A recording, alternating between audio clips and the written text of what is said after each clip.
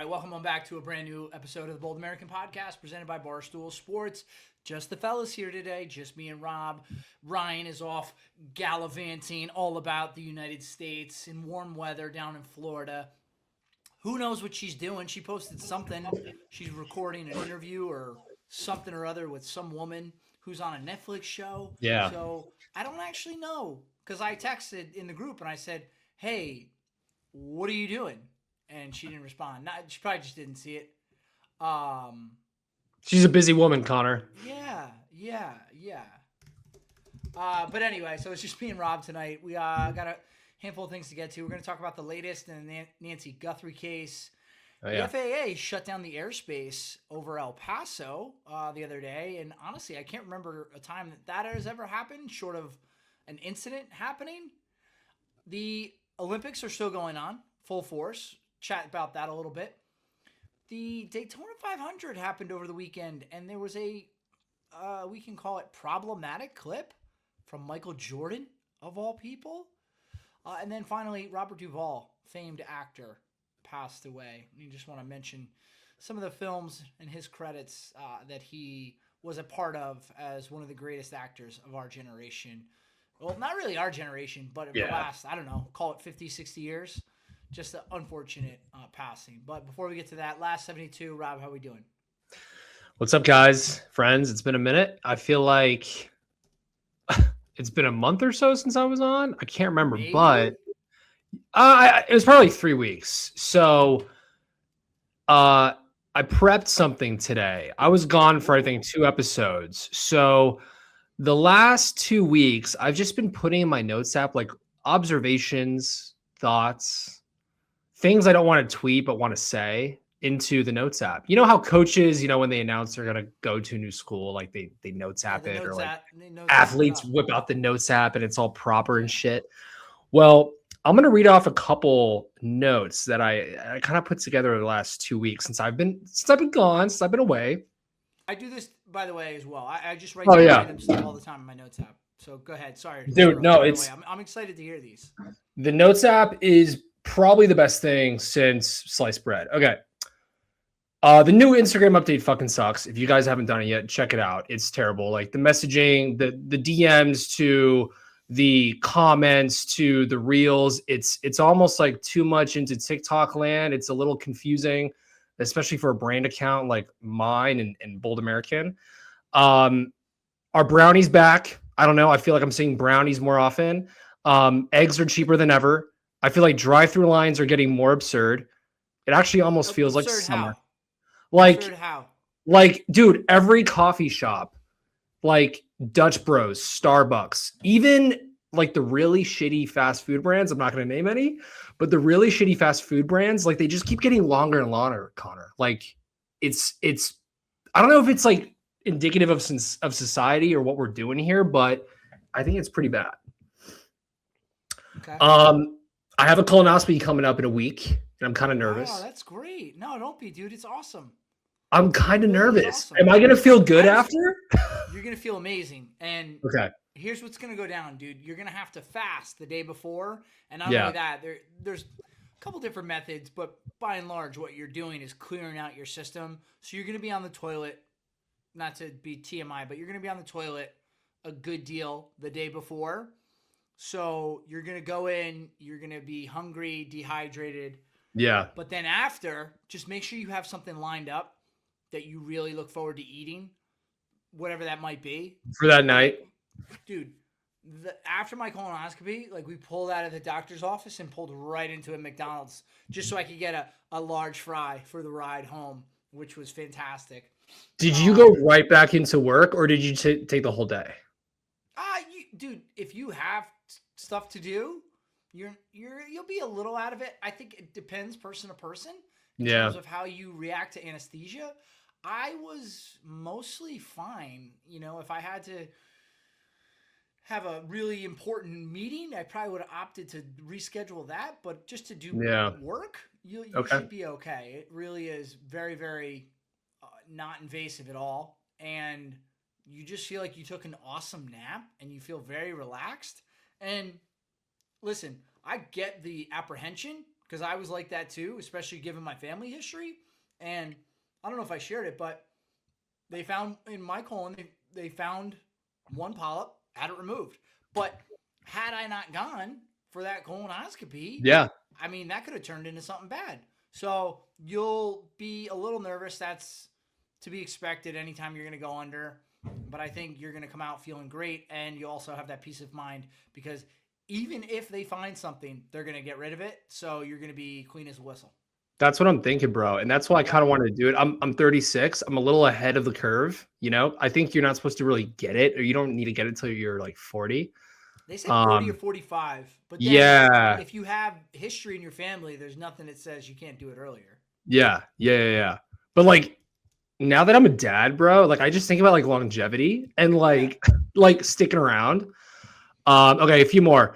My mom sent us roses for Valentine's Day. That was super cute. Shout out to mom.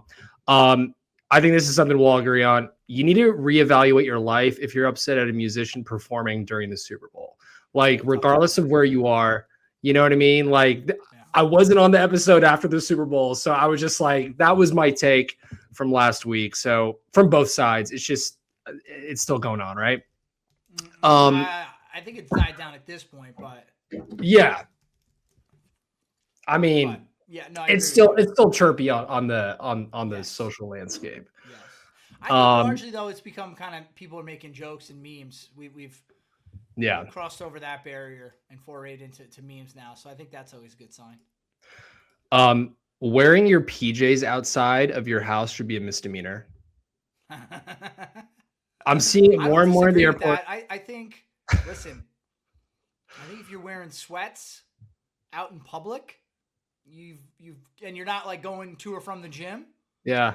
Like if you're running errands or you're traveling, God forbid, I think that's a problem.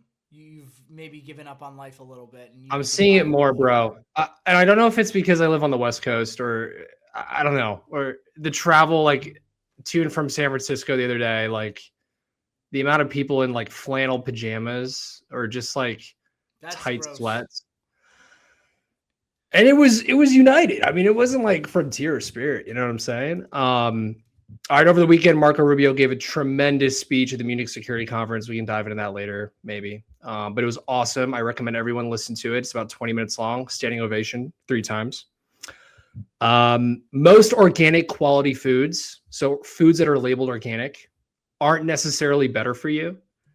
And this probably wasn't the case maybe 4 or 5 years ago before COVID. Team USA hockey and bobsled. Holy shit. Our boys are cooking. Yeah. Send Help is probably my new favorite movie of the year. We just watched that in theaters. Rachel McAdams crushes it. Oh, yeah. Crushes it, dude. She and, oh gosh, what's the actor's name? I'm blanking on him right now. Oh, God. I know who you're talking about, the guy. Yeah, the guy. Yes. The guy. They were on Chicks in the Office with a great interview. I love Rachel McAdams, and the premise of this movie I really, really enjoy. So I'm excited to hear that you liked it and it was good. Date night for you and the lady, bro. It's awesome. It's awesome. Yeah. And Rachel McAdams, I mean, she crushes it, dude. She's like 45. She's been killing it for almost 30 years now. Yeah, which is nuts. Which is impressive in Hollywood because you think about how many in the time that Rachel McAdams has been relevant. You know, how many actresses have come and gone? Like, at one point, what's her face? She was on Grey's Anatomy, and then she was in Knocked Up. Oh, God, I'm just bringing Katherine Heigl. Yeah, she was massive in everything, and she didn't exist anymore. She got run out of Hollywood, and I think that is a common thing that happens for actors and actresses. So for Rachel McAdams to still be around is awesome. Yeah, no, shout out. And her range is legit, right? She can do comedy, horror, drama. She did The Notebook, right? Wasn't she in The Notebook? Yeah, her and Guthrie. Yeah, see? Like, whoa, dude. All right, moving on here. 2-year-olds are literally just goblins. My 2-year-old son this weekend. Oh my God, dude. Like, stories off the record for days, but I love it. Okay, what else? Don't sleep on NASCAR and IndyCar this year. Do not. There's a lot. NASCAR has a new advertising agency. Oh, really? We saw that from the Super Bowl ad. I'm doing some stuff with NASCAR this year too, and IndyCar is going to have a race around the Capitol in DC this That's August. gonna be So cool. That's yeah, gonna be cool. I just recently watched for the first time F1 with Brad Pitt. what'd you think? I thought it was awesome. Right, It that's was what I'm saying. so good. I don't follow Formula One at Right, all. I didn't watch the Netflix series. I never got into it. yeah, I maybe it's because it was Brad Pitt, but there was just something about that movie that had me hooked. And apparently they're making a sequel, so I'm all about it. yeah, I really enjoyed it. Absolutely enjoyed it. yeah, So yeah. I'm glad. I'm happy you said that because I've seen it 3 times now. I saw it yeah, in the theaters in IMAX by myself when it came out. I was the night before it released, and I've seen it twice on Apple TV, and it still holds up. mhm. And it's so good. The quality of it. Well, because not to diminish the movie, but agree or disagree, it kind of followed the tried and true good sports movie method. Yep. Old dude comes out of retirement, has the young buck who doesn't want to listen and wants to do things his own way. They kind of butt heads, and then finally, like slowly but surely, the young guy listens to the old wily veteran, and then they work together. And sorry if I'm ruining the movie for people who haven't seen it, but it followed the formula. And I think that's, as I'm saying, I didn't think about it till just now. That's probably why I liked it. It You don't have to be a massive F1 fan to follow that movie. Certainly, there's some intricacies and some language or whatever that is F1 specific. I found myself Googling a couple things, but by and large, it's just a good sports movie because it follows the sports movie tropes that has, the great ending, and he walks off into the sunset, and it was perfect. It's an incredible ending when he wraps up with the Baja Rally in Mexico. So let Mm-hmm. me tell you guys something about F1 the movie. I was technically in the movie. The movie was shot over 2.5 years. I worked at Amazon Sports for a couple years. Mm-hmm. And one of the races I went to, the Vegas Grand Prix in 2023, was the one they filmed at for that specific scene and block of the film. So Brad Pitt actually walked by me when I was at the Grand Prix, close to the paddock. I had no idea who it was. And it was very unassuming. And they just moved really quick. And then he popped up. And I was like, oh shit, that's him in the white livery, overalls, whatever. So just fun fact. But it took them almost 3 years to make that movie, just like Top Gun. So Interesting. crazy. Yes. All right, what else? San Francisco's cleaned up. I'm bullish on San Francisco. I spent almost a week there. Because you're out for the Super Bowl. Yes. Yeah. I mean, Good everyone time. acting like it was some big secret that San Francisco is a great city. San Francisco's always been an amazing city. I think the problem is that all you see on social media and the news is, oh, it's disgusting, and there are homeless encampments everywhere, and the city's falling off. And it's just yet another example of how social media is not real life, Mm-hmm. because you go to San Francisco and you're like, holy moly, this city is awesome. Unbelievable. Yeah, I think it's not just social media. I think it's like the media at large. You know what I mean? Yes. It's Yes. like, okay, I explored the whole city for 7 days that I was there. I saw everything. I Uh-huh. saw the shitty parts. I saw the really good parts. 90% of the city is beautiful, gorgeous, cleaned up, safe. Just like every fucking big city, there's gonna be a couple streets Right. you probably Right. wouldn't take your kids to. You don't want to walk Right. to. I had to walk through it Right. to get to one event. I saw it.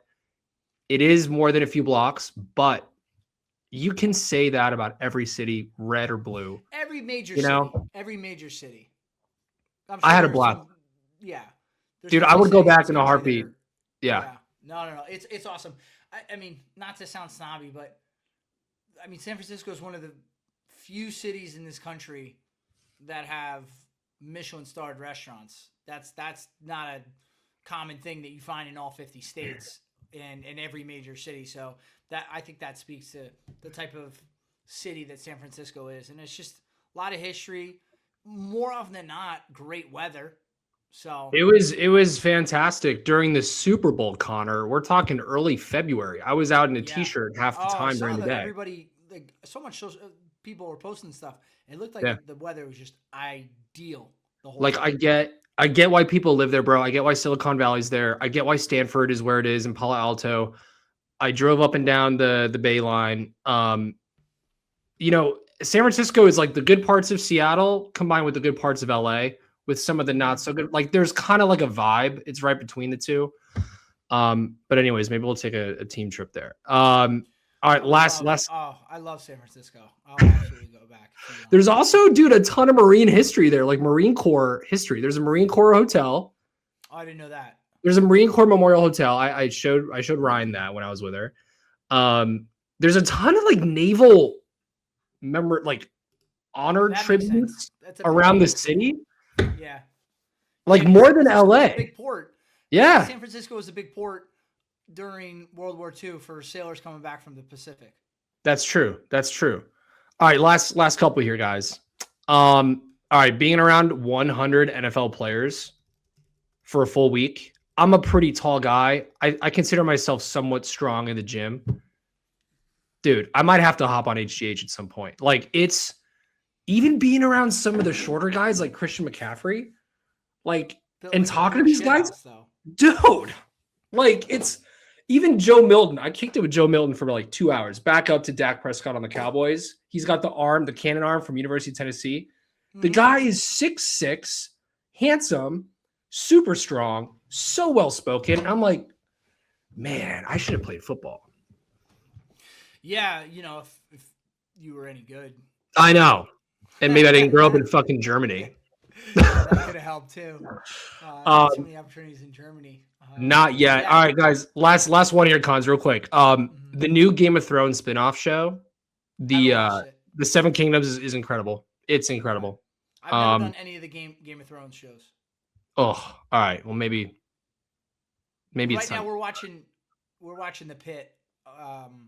Is that good? Yeah, it's really good. It's crazy because ER came about when I was a little too young for ER, when ER was just massive all over the country with Clooney and yet another actor whose name I'm blanking on. He's the main dude in The Pit. Noah Wiley. Yes. Yeah. Yes. And so I don't really recall that show. This show, The Pit, though, it is so... The medical jargon is so heavy on it. But here's, I think, what is very telling about what a great show it is. Despite the fact that they are talking and I have no idea what they're talking about, I'm still enthralled by this show. Like, you can, kind of, you obviously can follow along, but they are just saying so many medical terms, which credit to these actors, because some of these medical terms they're busting out are just ridiculously lengthy and multi-syllable and Latin, and it's just absurd. I will say, the first, because the premise or how they do the show is each episode is a different hour in the shift. So you stick with the same storyline for a few episodes, essentially, like the same patients in this ER. And I will say it was a little hard in the beginning because the first couple episodes there was an older gentleman and everything that was happening to him was eerily similar to everything that went down with my dad in the hospital. So I was thinking to myself, do I really want to watch this show and kind of relive everything? So we started it, put it down for a little while, and then once season 2 came back, and you just hear so many people, it's so good. It's like finally we said, all right, let's just pick it back up. I'll just listen. I can't live my life just afraid to watch things forever. And I just jumped back into it, and now we are hooked. Good for you. So are you okay? When it comes to TV shows, I actually have to give the season time to ramp up, because if I like a show, I can't do the week to week. I need some sort of like conservatory. I need a repository of episodes so that I can just binge it. Yeah. Is it something I would binge? Oh yeah. No. Because they're in the middle of season 2 right now, and now the live episodes are week to week, just like the other show on HBO that I watch, Industry. Oh yeah, and that's great. I find myself, because we've been binging for so long, because I also watch Traders, and that's week to week. because we've just been a binge culture for so long. Now when shows, and geez, your friends and neighbors on Apple TV did this too. Yeah. I like it again because it gives you something to look forward to. All of a sudden, you realize, like, oh, wait a second, it's Thursday, Traders tonight. Yes, awesome. So I like the week to week model. There's something to be said for binging, but you can always have those shows aren't going anywhere. The fact that newer shows now are doing week to week releases, I think that's allowing the culture to keep up and allowing people to get that water cooler talk in that you might have had one conversation about the show before because you've already watched every season in a weekend. Now it's week to week. You can continue to talk about it. So I do like that has made a comeback despite the fact that basically nobody watches things at the same time anymore. Yeah, it's also a really strategic marketing maneuver to kind of bring back the week to week. You can see from the studio standpoint, from the business standpoint, you can see what are people saying online about this character? Should we keep them in? Should we do more guest appear? Like, there's so much chatter and data you can absorb from the business standpoint if you do the week to week, and it is cool to see shows doing that again. I've always been, look, man, I'm nervous about a fucking colonoscopy next week. You think I really want to watch The Pit? No, well, the other thing that I will say too, you have to have a strong stomach because they show some graphic stuff. So if you don't like graphic blood, things of that nature, then it would be a tough watch. Got it. But it's all about the characters and Yeah. how they're dealing with stuff, and they're dealing with some real life traumas and things of that nature. So it's relatable in that sense. I just think it's been fantastic. So we're going to catch up, and then probably we're definitely going to be able to catch up by the time season 2 is still going. So we'll get back into that. And then I said this the other day, I'm doing it on my own because it's tough. And I know a lot of people can relate to this. My wife falls asleep easily, so we're lucky if we get an episode of a show in. So watching a show with her is a challenge. So I always also have a solo show that I'm doing because I like having something after I'm done reading or whatever for the evening. I like to have something to watch. Like, I'll obviously sprinkle in some other things here and there. But I'm rewatching Mad Men now for the fourth or fifth time. And it's still just as good. It still holds up, right? John Hamm. It's on HBO. It's back on HBO, streaming on HBO. So I'm seeing a lot of people watching it for the first time. And that's always exciting to see people's reactions to an all-time show like Mad Men. So. I need to restart that at some point too. It's been, dude, I crushed that when I was a lieutenant in the Army. Yeah. I think it came out when I was still at West Point. Yeah. I mean, given the fact that, you do what you do on the side or full-time or whatever you want to call it, I think you really relate to it. So absolutely.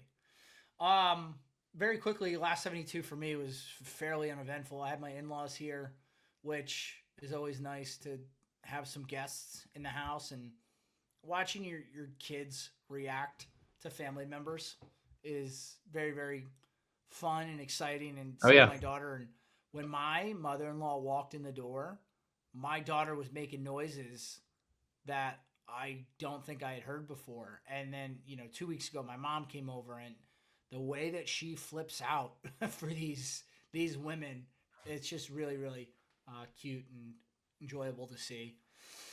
Army lacrosse continues, undefeated season. Had a great game against Yale this past weekend, so that's good. But I think that's about it in terms of my both Army too, men, women. Yes. Well, no, women lost to Northwestern, unfortunately. But yeah, that was my last 72. But we can jump into some of these topics right now. How closely are you following the Nancy Guthrie updates? Man, it's been not so much on my end. So let's chat about it though. So the latest is now I'm seeing as of today that it was potentially a burglary gone wrong. Okay. Which makes more sense. It's like, why would an 84-year-old woman be taken Mm-hmm. as part of a kidnapping, as part of a hostage situation. It just doesn't pass the smell test. Like, certainly, you know, her daughter is a prominent figure in the media, but and she's very well off, but I don't know that she has the sort of money that you typically see people get kidnapped for. Not to be insensitive, but it just doesn't make sense why she would have been kidnapped out of the blue. So it's just been really, really hard because you think about she's 84 years old. She has these health conditions, and now it's January 31st she was abducted. It's February 16th as we were recording this. My heart breaks for that whole family when you just think each day it probably gets less and less likely that she's going to be found or found alive. So you got to just hold out hope and keep praying. And they also recently have just now officially, the county sheriffs and the FBI have officially ruled out that it was any family member who had anything to do with the abduction.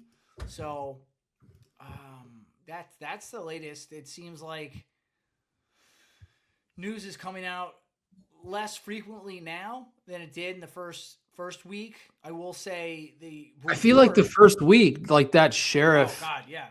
Bro, I was like every so this came out right when I flew to San Francisco. Like that's when it was announced, when I was in for Super Bowl Media Week. And I was with Larry Fitzgerald, actually. We were watching it on the news quickly, and like the sheriff was up, and Larry lives That's a casual name drop. I know.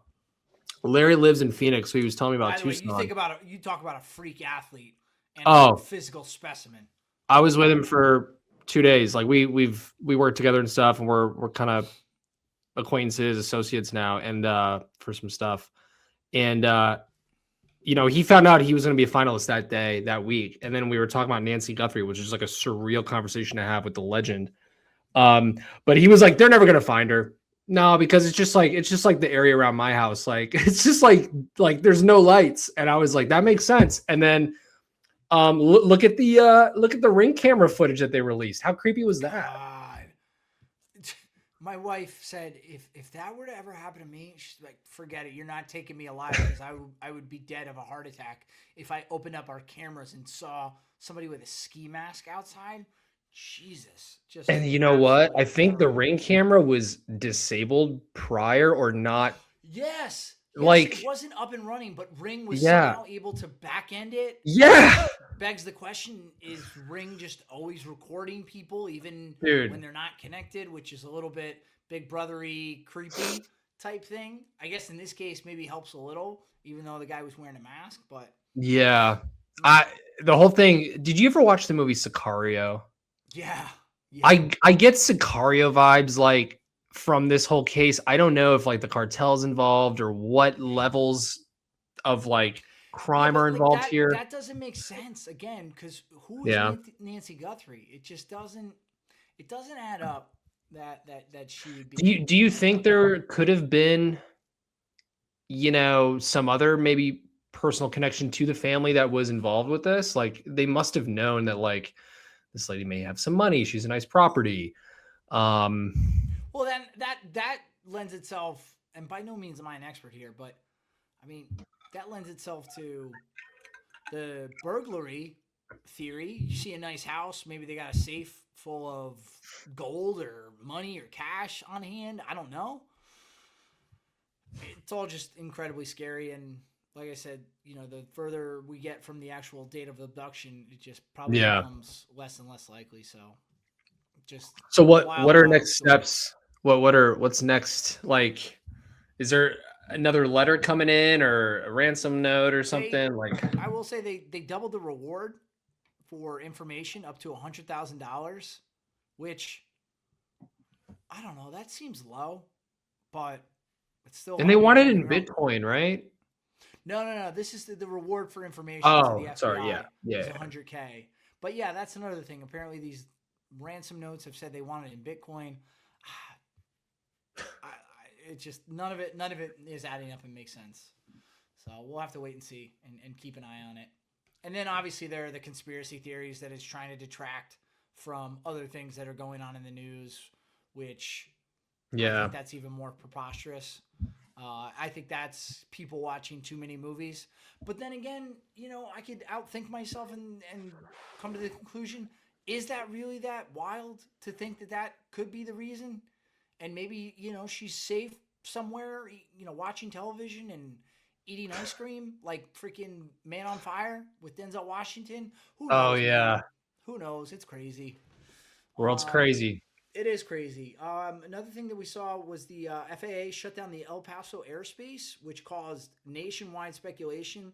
They issued an order that would have grounded flights in and out of El Paso International Airport for about 10 days for special security reasons. In reality, it only ended up being closed for a few hours, and commercial flights were only briefly grounded. Airspace was closed so the U.S. could respond to an unauthorized drone suspected of conducting surveillance for the cartel.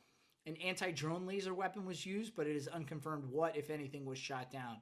Let me just say something. As it relates to drones, that's got to be such a pain for the FAA to monitor now, because I can go buy a drone right now and, drive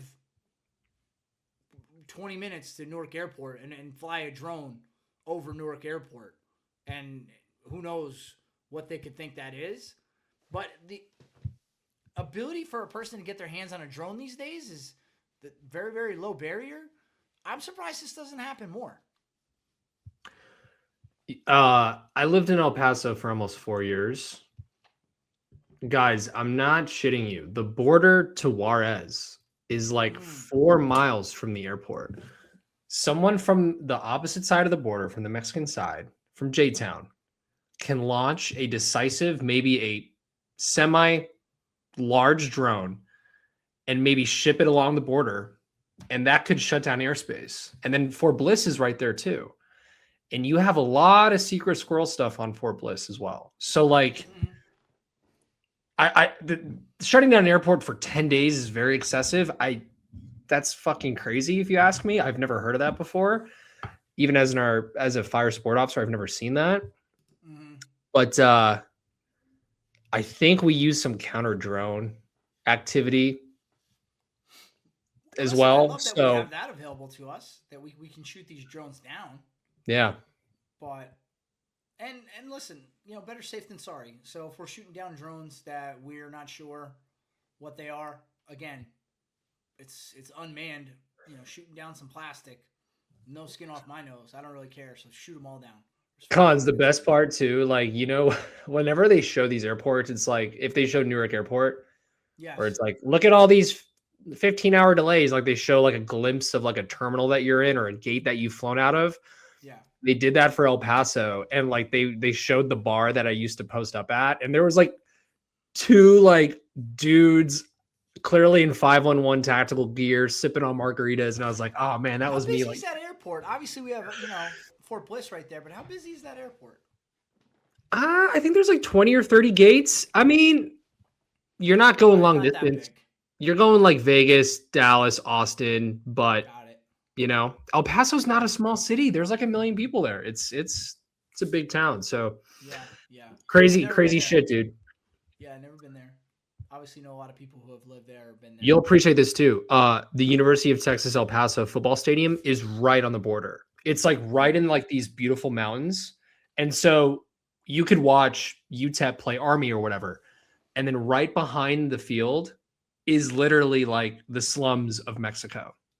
It's kind of crazy. That is wild. Wild place to play. Yes. All right.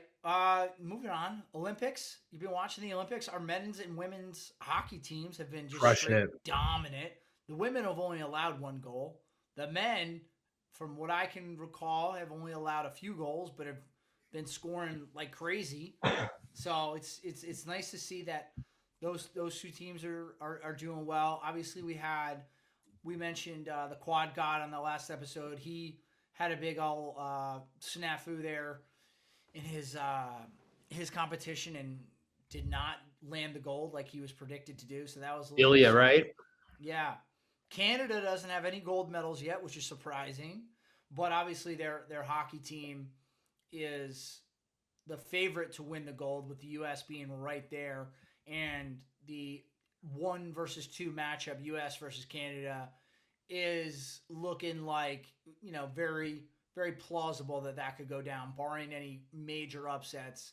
It's going to come down to the U.S. and Canada, which for the world of hockey, obviously, is just marquee matchup. That's going to be fantastic to watch. But it's it's tough, the Olympics, especially when they're in the other part of the world. What's live? When are things on? Shout out to Jeff T. Lowe at Barstool. He puts out a schedule every day. So if you're really interested in keeping up with something, shout out Jeff. Shout out to him. And then our guy Pete is just a nut about curling. So I've been able to keep up with our curling team, which is doing very well because of Pete. Yeah. Collins, curling seems to be a sport that you could probably, like I'm saying, you right now in the next 2 years could get really good at, and probably join the Olympic squad for 2030. And it I don't know why, but I feel like Connor Crayon and curling, there's like a level of prestige and like attire that like fits your persona. And I feel like you have to look at starting curling. All right, maybe I should just really get into curling. I don't know where I would go do that, here in New Jersey or nearby, but maybe I can get into curling. But yeah, the one dude in curling is like 51 years old or something. That's what I'm saying, bro. So the barrier to entry, listen, I don't want to diminish the sport, because all these Olympic sports, like, these people are the best at what they do. And certainly, could I go out there tomorrow and be competitive in curling? Of course not. But I don't know. That guy couldn't have grown up curling, did he? I don't know. Yeah, I don't know, but it is fucking fascinating to see curling still on in the Olympics. I think a week and a half in, like, there's been curling every day. And it is cool that there's like, I love sports where there's like mixed genders. I always think that's kind of cool. That is cool. Like, I think the Summer Olympics does men and women. Like Serena Williams played tennis with like I don't know, some American guy. That's kind of cool to me. But curling, I feel like it's just been going on since day one of the Olympics, which to me is like, there's something more to this sport that we need to look into.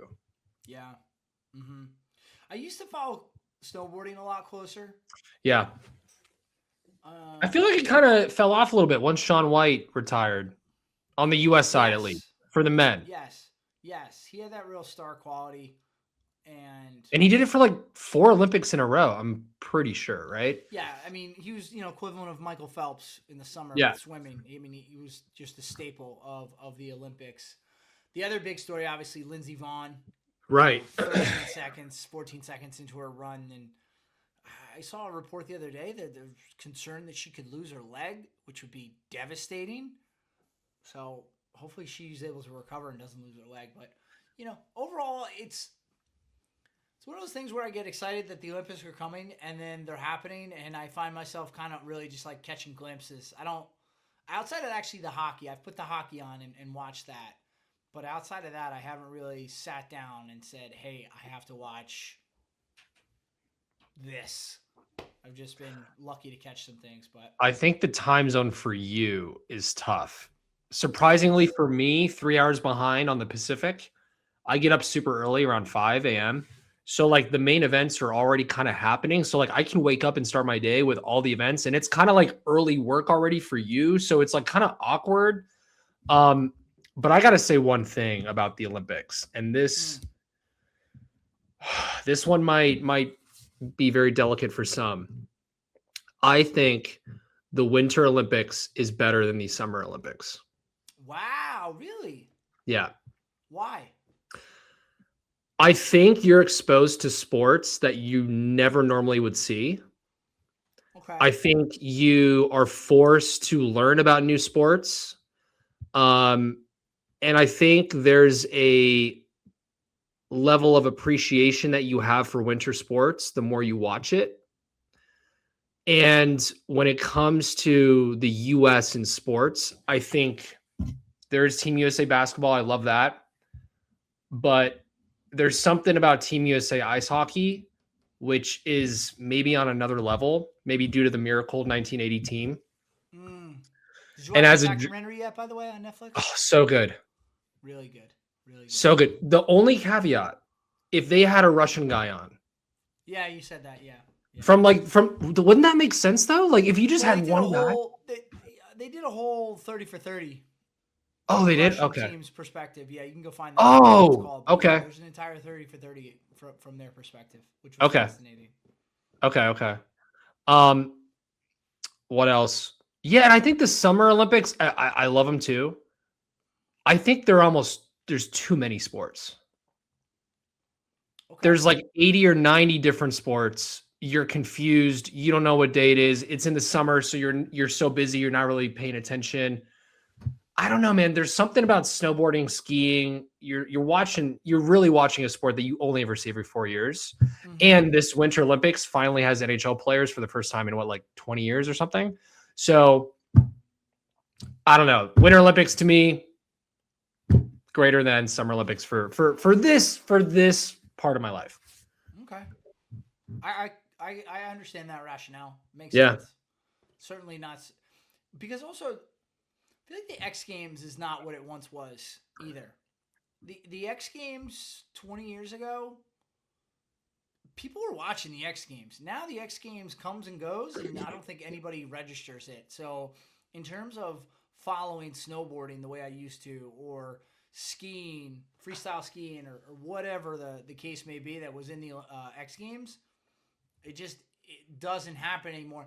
And truthfully, I think that just has coincided with the whole shift from traditional cable television to streaming, where it was like cable Yeah. television, you'd throw on the MTV and you'd watch the X Games.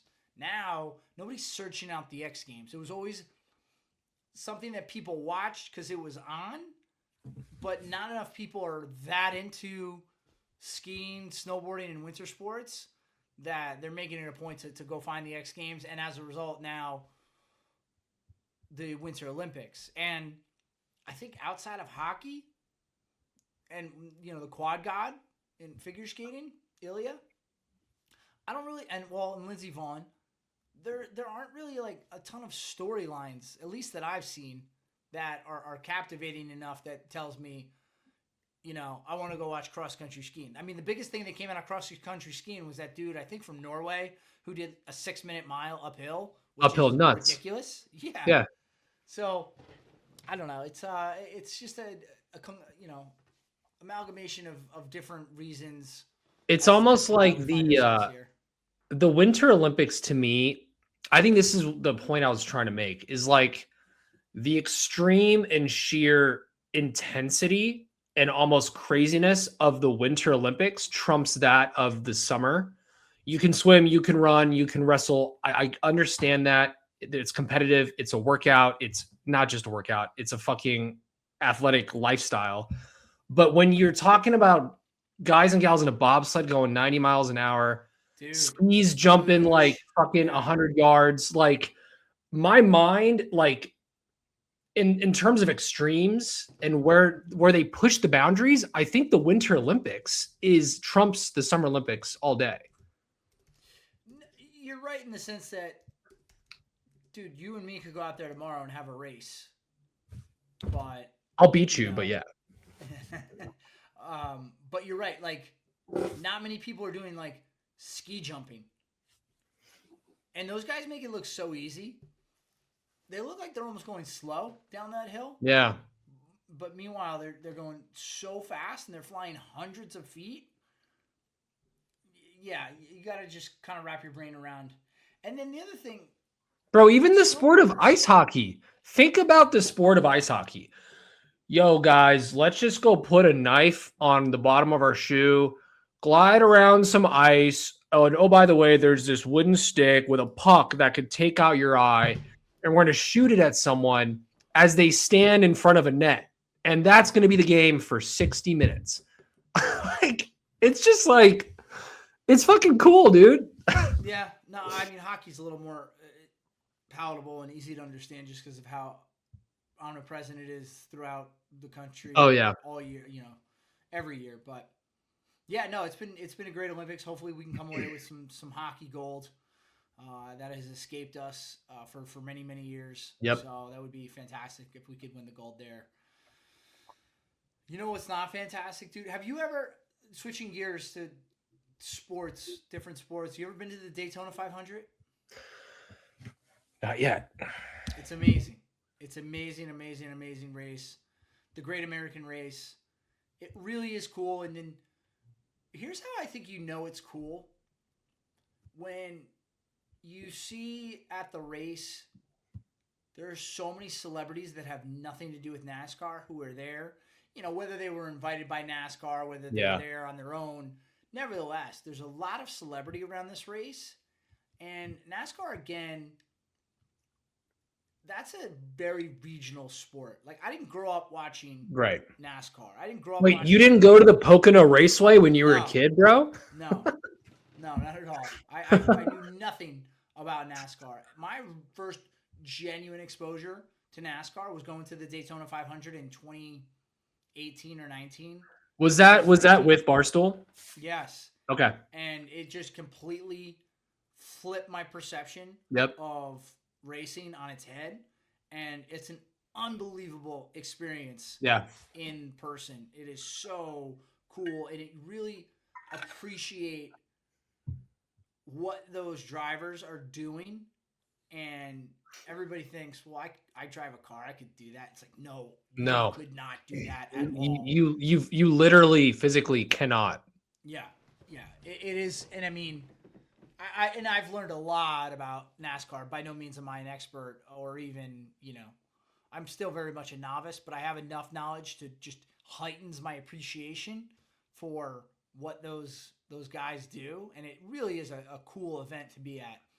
So much so that in recent years, Michael Jordan is an owner of a team, and his driver won the Daytona 500. And there was, did you see the clip that we're going to talk about? I saw it.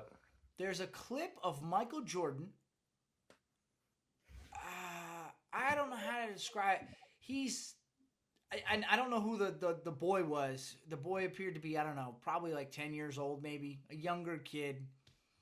And Jordan's like pulling at him, but he's kind of like grabbing his backside and like rubbing him.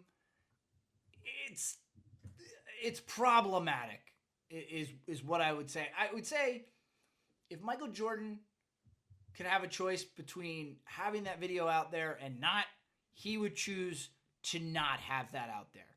Mhm. So what was your take on Michael Jordan in this video from the Daytona 500 Winners Circle? I mean, it was super weird. Yeah, it's super weird. I was wondering if we were going to talk about that today. I am a NASCAR fan. I love it so much that I took my son Sorry, really quick last context. It was Bo Riddick, who's the 6-year-old son of Bo Reddick, sorry, who's the son of Tyler Reddick, who's the driver who won the race. So he's 6 years old. So obviously Jordan knows him. But sorry, go ahead. No, you're good. I just think it's super weird. I don't know what else to say. And then the argument was that he was trying to remove ice from the kid, his shirt, the inside of his shirt. I don't know. What do you think? Dude, I hate the world that we live in now that immediately, and I mean, it's the timing of this whole thing with everything with Epstein and pedophilia that has just been I know. rampant in the news cycle. Obviously, that's immediately where everyone's head goes. Like, you can say, well, no, if he was trying to do something inappropriate, he would not have done it in plain view of all of these people watching. And then some people would say, well, that doesn't matter. You shouldn't touch a kid in that manner. I don't care how well you know him. It's just, and I think what makes this really difficult, people feel like they know Michael Jordan, right? He's been so famous for so long. He was, one of the first real global athletes. Certainly there were famous athletes before him. Muhammad Ali comes to mind. Obviously, Babe Ruth. But when you talk about really global reach from not just from him playing basketball, but his brand and everything, I think Jordan is in a stratosphere by himself when you factor in all of those different things. And when you're that famous for that long, especially in the time he became famous, 80s, 90s, before social media. And Jordan has been very careful in terms of what he puts out there. Certainly, everybody has watched The Last Dance. If you're like me, you've watched it, 10 times. And what you realize is that people at that level of fame and celebrity, I think everything is very, very calculated. And at least when they're in public, they don't usually let their guard down. And they give the public a very curated view of who they are. And certainly Michael Jordan is beloved. I guess what I'm saying is, just because you have this perception of an individual doesn't mean that's necessarily who they are. And please don't, I'm not trying to conflate what he did versus who he is. I don't know what to make of that video. I guess what I'm just saying is, I think a lot of people would not have expected that from Michael Jordan. A lot of people don't want to believe that Michael Jordan is anything except the greatest competitor athlete of all time in a lot of people's eyes. So it's just hard to see all around. Yeah, I mean, I don't know if there's much else to say. I don't think there's much else to say. It's just so weird, dude. Sometimes it's like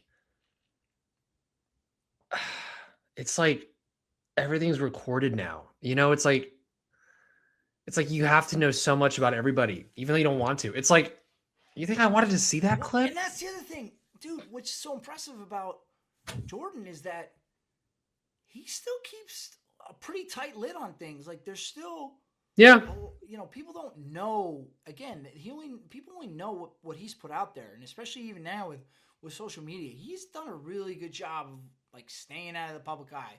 Leonardo DiCaprio is another dude who, we don't really ever see or hear anything about. He does a very good job of staying private. But the other two examples that came to mind when I was thinking about, you think you know an individual, and then it turns out oh wait, actually they're a monster. And I'm not saying Jordan is a monster. I'm not condemning him. Again, the video was problematic. I don't know anything about Michael Jordan, but before everything came out about Bill Cosby, everybody thought Bill Cosby was an amazing individual. Certainly, an accomplished comedian, actor, and everyone spoke so highly of him. And then it turns out Bill Cosby's actually a really horrible person and did horrible things to women. And then the other one, is Bill Cosby still alive? Great question. Let me see. So? I think so. Dude, he's got to be he's definitely in jail. He's old. I think he's still alive. I'm saying he's still alive. 88. Yeah, he's still alive in jail. Wow. I don't know. And then the other one that came to mind was, dude, everybody thought O.J. Simpson. There were a lot of people that probably knew some of the behind the scenes of stuff going on in his marriage, but the public's view of O.J. Simpson was incredibly favorable. The guy from the Naked Gun movies, the beloved sideline reporter, the handsome, well-spoken Heisman Trophy winner, the Hertz commercials, and then, excuse me, obviously he did what he did to his ex-wife and friend, and then you realize oh, we didn't know that person at all. So I guess, to bring this all full circle, I think part of the problem with what Michael Jordan was seen doing in that video is everybody has a perception of Michael Jordan, and problematic was not one of those things. So now he's put that video out there, or that video has been put out there, and it really changes your view on Michael Jordan. And this is why I hate social media, man. But I work in advertising and marketing, so it's just something I have to put up with. But I'll be scrolling Twitter in the morning with my caffeine right before my family wakes up, or I'll be doing my nightly comms check for some work, right? And it's just like, then you just see something. You're just like, why the fuck did I have to see that at 6 Yeah. a.m.? You know what I mean? It's Yeah. just like, Yeah. what the fuck are we doing? Yeah. And then, But and then anyways, George guys, Daytona Russell's. 500. Yeah, but yeah, go to Daytona 500 if you ever can. It's awesome. Sorry, and then last thing here, not to end on a sour note, but Robert Duvall passed away, and Mm, obviously just an iconic actor, Oscar winner. Certainly, as it relates to the military community, was unbelievable in Apocalypse Now, and was only in it for I don't know 10 minutes, maybe less, and he is probably got the most memorable line from that movie, which I was thinking back on it. I wrote a class. I had a law of war class back in college. I fancy. wrote a paper. I had to write. I wrote a paper, and my thesis was whether or not napalm was legal. And I opened the paper with Duvall's quote from Yeah. Apocalypse Now. Got an A on the paper, by the way. No big deal. But just an unbelievable, incredible actor. Just really, really sad. And one other fun fact: the unit that Duvall is the commander of was 19 Cav, which was the unit I served with in Iraq. 19 Cav. That's So awesome. yeah, just a little fun connection there. So I mean, 95, bro. yeah, he did the run. 95. Yes. He lived through World War II as a kid. My grandpa is a couple years younger than him. My grandpa's still with us, but just crazy to think. But dude, you know what other really good movie he was in? I love this one as a teenager. Secondhand Lions. Never saw that. Do you remember that one? It was No. him and I think James Garner and no, Michael Caine. Michael Caine and Robert Duvall. They're like old uncles to Haley Joel Osment, and he's with Okay. them for the summer, and like they just like help him through his teenage years. And it was just like one of those coming of age movies for me when I was 12 or 13. Mm-hmm. Um, I really liked him yeah. in The Judge with Oh Robert yeah. Downey Jr. That was Yeah. really good. I watch him every Christmas, man. He's in Four Christmases. He plays the dad. That's He plays right. Vaughn's dad in Four Christmases. He's great in Oh, that. that's right. I just watched that too. Yeah. And John Favreau is like his other son, right? Brother, yes. Yeah, Oh my yeah. God, that movie is awesome. It's He was so awesome good. as the negotiator in John Q. The Yeah, hostage yeah. negotiator in John Q. Certainly, obviously, Godfather, Apocalypse Now, but just an unbelievable actor. Oh, another one that my dad showed me when I was younger, and he was really good. The Great Santini. You ever see that? Oh, long time ago. Yes, that's another good one. Wait, But Robert Duvall was in that West Point movie with Christian Bale? Wow. That was like a couple what years West Point ago. movie with Christian Bale? The Pale Blue Eye. Did you ever see that one? Oh, right. With yeah, about Edgar Allan Poe. Yep. Yeah, I did watch that one time. It was okay. It was I didn't know okay. he was in that. I forgot he was in that. But yeah. So I might need to rewatch that. Yeah. R- Do you ever R.I.P. rewatch Robert like Duvall. old movies? Oh, all the time, dude. Okay. All the time. I need to Time get to into time, I'll that. just break out Patton, just because. Oh, Yeah. wow. Absolutely. Okay. I need to catch up. Gods and Generals. He played Robert E. Lee. Holy shit. I forgot Yeah. about that movie. Yeah. Wow, dude. Gone in 60 Seconds, Deep Impact. Yeah. It's just a great actor. Just Oh, an absolutely great actor. you know who else is up there, man? Clint Eastwood. I mean, yes, potentially. He's got to be Mount 90, Rushmore. 99. He's definitely old, man. He's definitely. He is. Let's see here, 95. Okay. But love Clint Eastwood. His son's a good actor too, Scott Eastwood. But anyway. Oh man. All right, I think that's gonna do it for us. Any caveats? Anything extra that we missed? Yeah, just speaking about some military foreign stuff here. If you're listening, I would keep an eye on what we're doing around Iran. Mm-hmm. Iran, sorry, Iran. Yes. Yes. I don't like to say Iran, it's Iran. I think we have 2 carrier groups in the area now, which is very significant. I'm not saying we're going to do something like Venezuela with Maduro, but there's a lot of activity. Oh, There's by the way, speaking of Maduro, that raid apparently President Trump announced that a person from that raid, one of the guys, is going to be given the Medal of Honor. Really? Yes. Oh, Yes. I missed that. Yes. Wow. Which is interesting because usually guys, it's not like I have a buddy who was he was a tier 1 guy. Because I was like, first of all, it was a classified op, so we're not going to see the citation. Right. So it'll be the first ever classified citation. Maybe we'll get some narrative as to why he received it. But this guy, I was talking with my buddy yesterday, and he texted me. He goes, and I hope he doesn't mind me sharing this, but he goes, there's a line of thought that on any given tier 1 operation, there's usually at least one action that could meet Medal of Honor criteria, but it's the standards of the active tier 1 units that preclude those actions from usually ever becoming submitted or acknowledged by anyone other than, the in-house guys for in-house citations, like even up to like Distinguished Service Cross or Navy Cross. That's just by nature of what they're doing. That's like Medal of Honor type stuff. So for you to go above and beyond that is crazy. But here's the thing, dude. I hate to say this because I don't want to take anything. Again, I don't know what the citation is going to say. I don't know what the gentleman did. But does it feel like to you that it's just Trump wanting to have his moment where he puts the Medal of Honor around somebody's neck for the photo op? Does it happen to those? Did anyone get the Medal of Honor during his first term in office? I don't hate know. to be a cynic, but that's it's like, oh, this op was so great that it produced the Medal of Honor, right? I mean, I'm not I think saying that it might wasn't be an amazing reaching. op, but I think we.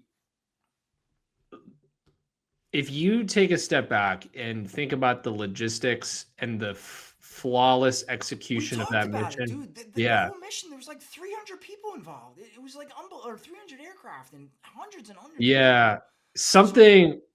Man, this is why I wish if they declassify just a little bit or redact some of it for us. I don't know. I think it's too early for me to speak on if it's Trumpian, Trump, but I feel like he probably would have said something earlier if that was the case versus fucking Valentine's Day weekend. I don't know. I'm just overly cynical at this point. It's worth looking into for maybe next episode if we just look at like, okay, how many Medal of Honors have been given out in the last 10, 16 years? I don't know. I mean, there's been a few. All right, never mind. There's 175 pages of this. I can't go through this right now. Okay, yeah. But yeah, there's only been a handful in the last like 10 or 15 years. Deservedly so. But I don't think President Trump has given any of them. Yeah.